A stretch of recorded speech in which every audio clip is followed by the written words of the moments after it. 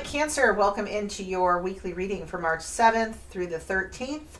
I am going to be using an oracle deck this week called Believe in Your Own Magic. So to believe in your own magic, we'll go find out what you need for this week. Amanda Lovelace, it's her deck, and it's an oracle deck that I'll use. I'll pull a few tarot cards around that. In the extended, there's an extended available. I will look deeper into I will clarify those tarot cards and get some advice from your animal spirit guides, some messages for your animal spirit guides. If you haven't subscribed to the channel, please do so you can receive notifications when there's new postings. All right, so I'm going to go ahead and pull a card here, Spirit, for Cancer for the week of March 7th through 13th. What's going on with Cancer, Spirit? What magic do they need to believe in? What is the magic that Cancer needs to believe in? What is the magic that Cancer needs to believe in? Believe in your own magic, Cancer. What do we have here? Phoenix. Woo! How's that for a happily ever after, the card says. So you all get Phoenix here. Oh, Cancer. You are being reborn. So Cancer, perhaps you've been going through a bit of a tough time, right? And we can certainly see the smoke and the flames. We know that there's no rising up as a phoenix if you haven't been in it. This one's a 9 card. Ending of, getting near the end of the cycle, getting ready to start a new cycle, right? The 10 is completion. The 10 also reduces to 1. So you've made it, Phoenix. You have made it to the other side. You are reborn and rebirth. So expect that rebirth this week for you there, Cancer. On the ground, we have this Once Upon a Time fairy tale book. It's interesting that that's there because I've been having a lot of doing a lot of reflection on fairy tales and how fairy tales, like, I love, Disney fan here in this household. It was a very useful, still useful not network necessarily, but the movies for raising a child. There's not a lot of content that is a little less edgy, maybe toxic too. I'm just going to say that, toxic, because a lot of the violence in cartoons I'm not really all that down with. I get life lessons, but I don't know why we have to condition our children towards violence. But a lot of the Cinderella stories and all of that, I mean, not that they created those stories had been around, but they produced films and whatnot on those. But the idea of the fairy tale and the happily ever after, in this book, in this deck, this card, the book is on the ground, right? She's done with the happily ever after. This is what it looks like, actually. This is happily ever after. It isn't like I'm going through life and then someone's going to rescue me. Your life is going to blow up and you're going to rescue yourself, right? That's what we learn in life. That's life is about learning how damn strong we are. And our strength comes from love. Unconditional love, not toxic love, not codependent love, not needy love, not desire, not attachment. Unconditional love. Loving without strings attached. Loving without getting anything in return. Now, not in a toxic way, right? Like I'm pouring out myself, not in an imbalanced way, as in a like parent to a child. Although even that relationship I'm learning has to be balanced, right? We end up with spoiled children and that doesn't work out either. But in the sense that I love because I can. And that's my gift. That's my gift to the world. That's a gift to someone else. What makes it imbalanced is when I give you and give you and give you, and I receive nothing in return. And in fact, I allow you to deplete me, right? Those kinds of things become toxic. But here in the Phoenix, you are your own Cancer. You are your own happily ever after. You are your own here. You are rising up out of some stuff. So we're going to pull some cards and see what that's about. But first, I'm going to go ahead and read this oracle card to you. No matter how hopeless you may be feeling at this moment. So like I said, Cancer, you're going through it. I know you're not coming up as a Phoenix if you haven't been set ablaze. Know this, you can and will survive whatever trials you've been put through. From the ashes of the past, you shall create a storybook ending filled with beauty and resilience. All future flames will cower when they hear the whisperings of your name. So you're going down in the tails, right? The struggles, the trials and tribulations. Like I said, you're the hero of your own journey. You are the phoenix. You are going to be the one that they tell stories about. All right, so where have you been going through, Cancer? Let's find out. Mother Peace Round Tarot I am using. This is by Vicki Noble. This is the book that goes with it if you're not familiar with the deck. Very big fan of this deck. I'm going to do a 4-card spread. The first card is going to talk about what you think is going on in the situation. And then what is actually going on in the situation, what Spirit wants to bring in, and what's not necessarily obvious or clear to you about what's going on as well, what's coming in. All right, Spirit, what do you have for Cancer here for the week of March 7th, Spirit? Cancer, week of March 7th. All right, let's go ahead. Get that. Oh, I want to do one more shuffle. Just have this thought. And there we are. I'm not going to give her my moonstones. I love the moonstones. They're like glowy, especially on that selenite. I just like the energy field. Cancer, what do you think is going on? 3 of Wands. That's interesting. On this picture, it's not what I was kind of expecting. You're coming out of the Phoenix, but coming out of the flames as a Phoenix. But what we have here on here is a woman with 2 children and some cave paintings. So there's something about family, right? There's something going on.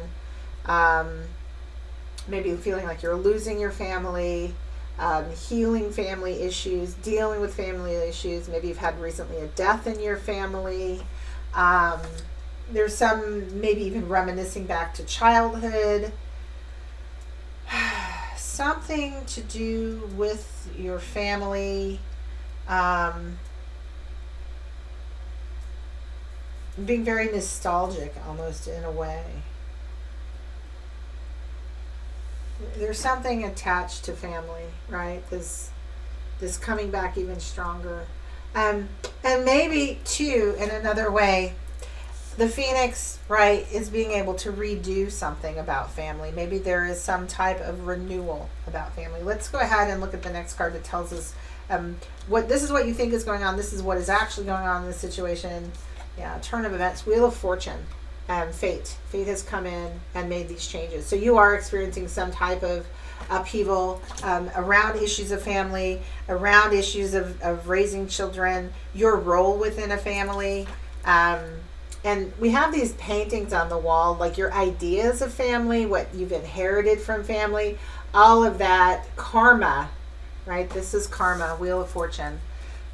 Your family karma is being looked at and worked on here this week. So that all of that you had to go through was a karmic cycle. And maybe you weren't quite clear about why this upheaval was happening, but it was happening for your best good. It was part of your karmic plan. It was part of your karmic destiny. Healing family issues, both in the present and in the past, right? This is a sense of one's ancestors, something that's been passed down or handed down to you over the generations. The next card I'm going to look at is what is coming in from your higher self or spirit. Nope, your higher self. And this is 8 of Cups. That's why that came out of my mouth, higher self. 8 of Cups is choosing to go ahead and walk, right? Typically walk in one spiritual path. So all of these cups are empty. You've got octopus energy, right? Nothing in your life is working. None of these things are bringing you joy. And that is because to fill your cup, you must go from a place that's deep within you, that is a much more of a spiritual place. and finding that, that's what's coming in here for you.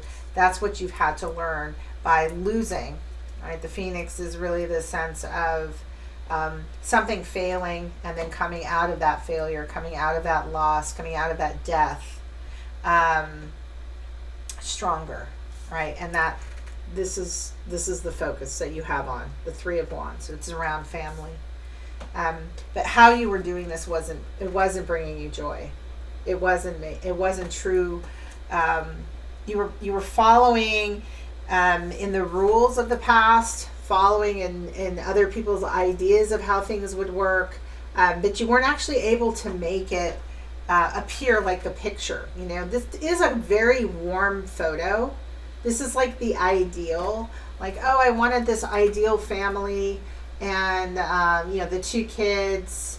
I get the sense that this could be either yin or yang, divine masculine, divine feminine. Somebody is wanting like a partner, children, a nurturing home, and this did not come into fruition.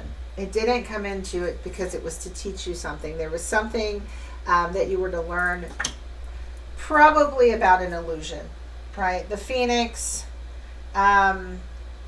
teaches you that it's really not in other people. This is what Spirit's trying to get you to see. It's in yourself, and what you're looking for to come from this. This can't work, right? Family can't work as an ideal picture, right? Something on the wall. We're not going to get a Norman Rockwell like happy family picture in this deck, but this is the version of it, right? Like this is totally a version of it. Our ancestors, those who've come before us, our connection to nature and spirit, our children. But